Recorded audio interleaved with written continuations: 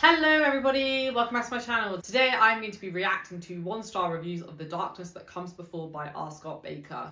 Now, one of you lovely folks recommended that I do this, so I thought, why not? I know a lot of you folks who watch my channel actually came from my Bakker reviews. He's definitely a favourite author of mine, so I'm really curious to see what people have written about the books. I have a pretty decent sense what people have probably written, but let's react to them live. I got a friend to pick these for me. I haven't seen them, so let's get started. I think we have 10, so. All right, first one. I never finished this book. Actually, I never finished the first chapter. I couldn't read this book. It was like the author grabbed a thesaurus and picked out vocabulary that would have even made Jerome Shostak have to look it up. It made me hate the author. It felt arrogant, high-handed, and pissed me off. Shivers. That's so funny. Fine. I mean, I don't know who Jerome Shostak is. I feel like that's probably quite somebody famous. I don't know. But I don't know. I disagree with that. I don't feel like he uses big words for the sake of it. I never felt like that. Arrogant, high-handed, and piss you. I mean, fair enough. If it pisses you off, it pisses you off. I can't control that. But I don't feel like Baker's arrogant. I've heard that a few times from a few different people. I personally don't see it, but maybe that's just me. All right, next one. This is one of the things that you either love or hate. I can't argue that writing is bad or that it lacks imagination or that the world is boring. It's all there, and don't mind me, it could be good for you, even great. So if it's so great, why 1 star? Simple, really, because I hated it. I find it makes me angry the way he deliberately makes things hard to comprehend and muddies the water all the time. I forced myself to read it so I could see what it is all about, and in the end I can say it need not be so painful. So for that, 1 star. Many much more complex, subtle, imaginative tales were told in a much more clear way. Obscuration for its own sake, not needed. I feel like a big part of why he keeps it obscure is because a lot of the characters don't even know what's happening in the world. I think it's a reflection of the world being obscure. You know, I don't see Bakker doing this to try and confuse readers. I just think it's a symptom of the world being incredibly complex and obscure. So while I see his perspective, like I think that might be kind of the point. Again, I hate to be that person, but I think that's the point. I could be wrong, but I do think that's the point. Next one. I didn't really read this one as I couldn't finish it. It seemed like a good book. I even read a few pages throughout before I bought the thing. I should have seen this coming, but the section I read was interesting. Next time, I start from the beginning. Don't you normally start from the beginning? Like what? The characters are flat, unengaging, and sound alike. Even the women sound like the men. There is no real clear to what some of the characters look like. My man, you got to write clearer, because you're criticizing an author for not writing clear, and you're not writing very clear yourself. Like, come on. The world is filled with large words. There is no clue how to pronounce them. There's a glossary at the end of the book. It feels like there are 6 levels between the action of the book and the reader, so the reader is totally unattached to anything. That's fair. I do think the world is very big, and I do feel like there is a degree of separation between the reader and the narrator. But again, I think that's intentional. I think that's meant to be the case, and I think as we zoom into the world throughout the books, you start to get a more intimate connection between yourself and the characters and the world. My only criticism of this review is that your writing is terrible, my friend. And if you're criticizing a writer for terrible writing, like, at least do the basics yourself. Seriously. Like, just a little read now and then. Horrid writing. I was totally confused reading the first chapter. When I pick up a novel for the first time, please, for the love of Bob, start slowly, describe the main character and the setting. Trying to let the character's name and make vague references to the apocalypse is so vague as to be unhelpful. Not to mention the prose was so hackneyed and trite that I had difficulty reading it. I disagree with you. I think that's just personal preference. I personally love a bit of vagueness. I don't need everything to be told to me in the first chapter. I actually hate that. You know, treat your readers as like somewhat smart and somewhat intelligent. You don't need to lay out everything in the first chapter. I'm fully aware that a lot of people aren't like that though. And they like to be told what's happening, and they like to be kind of have their hand held throughout the process. So that is very much a me thing and very much a this person's thing. But I personally think that the vagueness and the obscurity again adds to the overall feel of the world. Hate women. Don't like too much character death. Want a bland, medieval-ish backdrop to some tedious political drama. Believe in the meritocracy. Hate poor people. Then this book is for you. I hate these types of comments because it's such a mischaracterization of the book. You could say that about any fantasy series. You can say that about any book that is talking about any meaningful thematic theme. You could say that about A Song of Ice and Fire. Well, there are a lot of the same thematic things covered in that story. So you seriously trying to tell me that George R Martin and R Scott Bakker hate women? Are you seriously trying to tell me that these authors hate poor people? No, they're trying to create a world where there is stakes. They're trying to create a world and build an atmosphere where there is imbalance in the world. That's the point. Like, come on, people. Like, these sorts of comments just really get me, because it's like, is an author never meant to write about anything meaningful in a story then? Are they not supposed to write about, you know, gender imbalances in society? Are they never supposed to write about wealth disparities in society? Like, come on. Ridiculous. Absolutely ridiculous. Like, that to me is just a ridiculous opinion. No offense, but it's just ridiculous.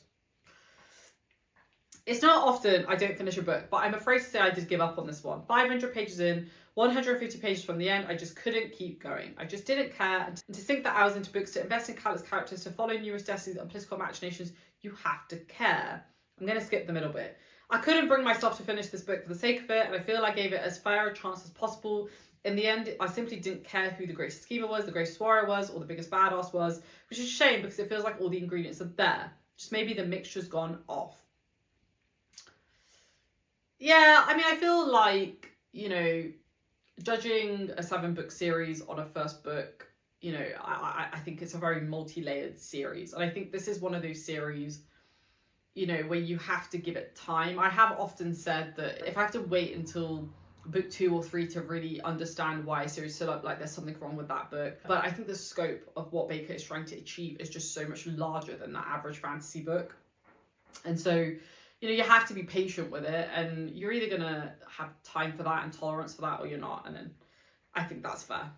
Like, I do think that's fair. All right, next one.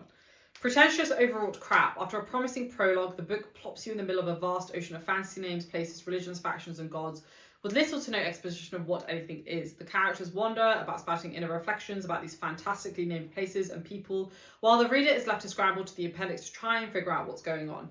Bakker clearly wanted to create a world rich in ancient history that borrowed more from the ancient Middle East than the typical Western European tropes of fantasy, and for that he is to be commended. Agreed. But his method smacks of laziness and weak craft. Successful world building takes more than just reeling off dozens of random fantasy place names. Beyond that, the dialogue is terrible and unconvincing, with the plot, such as it is, ponderous and drowned by all the gibberish. I got 100 pages into the declaration of the Holy War and gave up. I disagree with almost all of this. I do agree with the abundance of names, places, dates even, and I said that in my original review, that is very overwhelming, but you just have to give it time to soak in.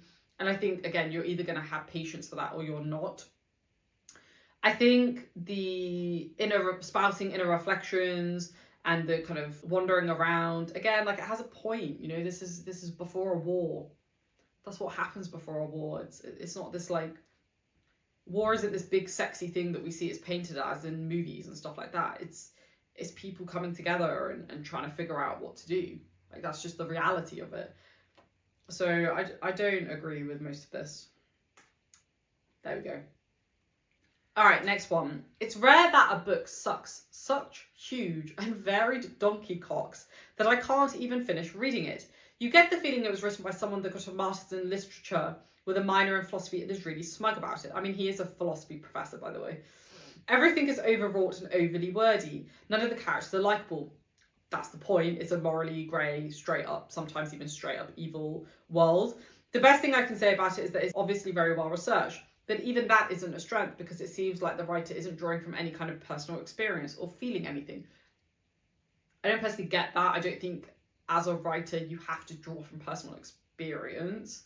I think it adds if you can, and I've definitely heard authors who write grimdark and dark fantasy say that they will often base certain characters on certain personality traits or people that they know in their life.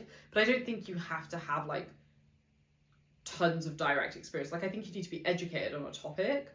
That doesn't necessarily mean you need personal experience, right? Let's continue on. Not even like he's ever been in the woods. So while well-researched is completely soulless, over-intellectualized and cowardly, every female character in the world he builds is a whore or an imbecile. Save yourself the time and read the back of a shampoo bottle right before jamming it in the arse of anyone that suggests you read this. That's so funny. I've talked about the female character thing on my channel many times. The female characters in this book are some of the strongest characters you will get by the end of the series. Again, you have to give it time. And yes, I know he definitely employs certain tropes, but I think that's the point. I think that's the point.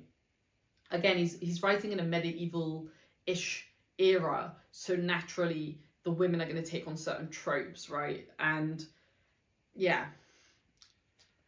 I mean, he is a philosophy professor, so I mean, you're kind of on the nose there for sure. But yeah, I don't know if I agree that it's soulless. Like, I think there's a lot of emotion packed into this book, and I don't even think you have to search for it. Like, I think it's a very big part of the book. All right, next one.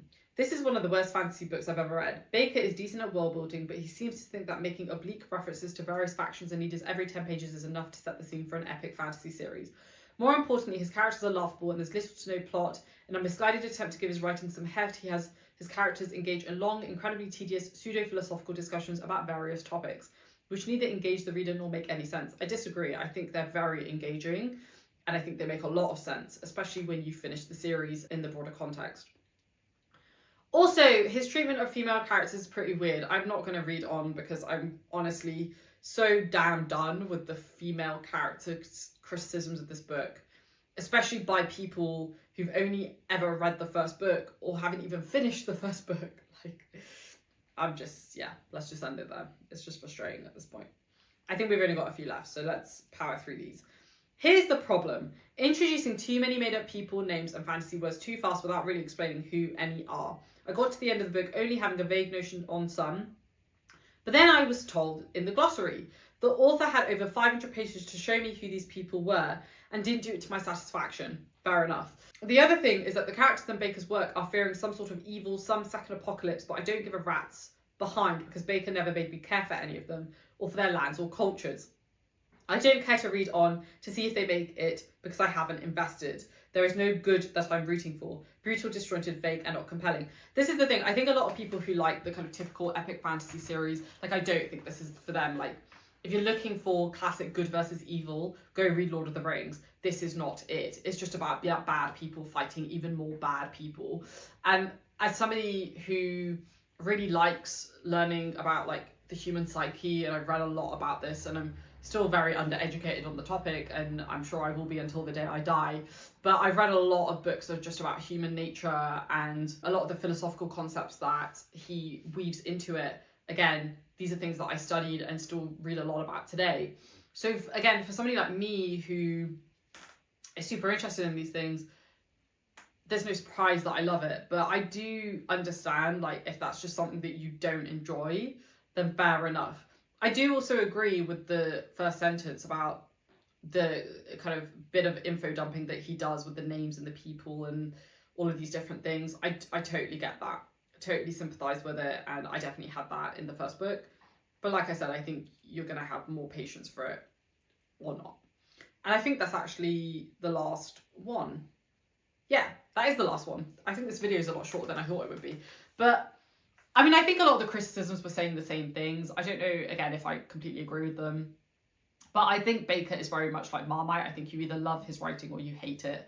And thankfully for me, you know, he's a favourite author, but I can see why for a lot of people it doesn't work. Especially if you have very different expectations from your fantasy. I think a lot of fantasy is very much about those typical good versus evil. That's what a lot of epic fantasy is, especially a lot of old school fantasy, and even a lot of modern fantasy is still like that. But Bakker's not doing that. He's trying to achieve a different goal, and you're either going to love that or you're not, and it is what it is. So there we have it. Let me know what you think down below. I'm especially curious to hear from people who didn't like the books, whether this resonates with you. And obviously for all the Bakker fans who are subscribers on my channel, put your opinions down below because I always love hearing them. Thanks for watching, folks. Stay safe, take care, and I'll see you soon. Bye.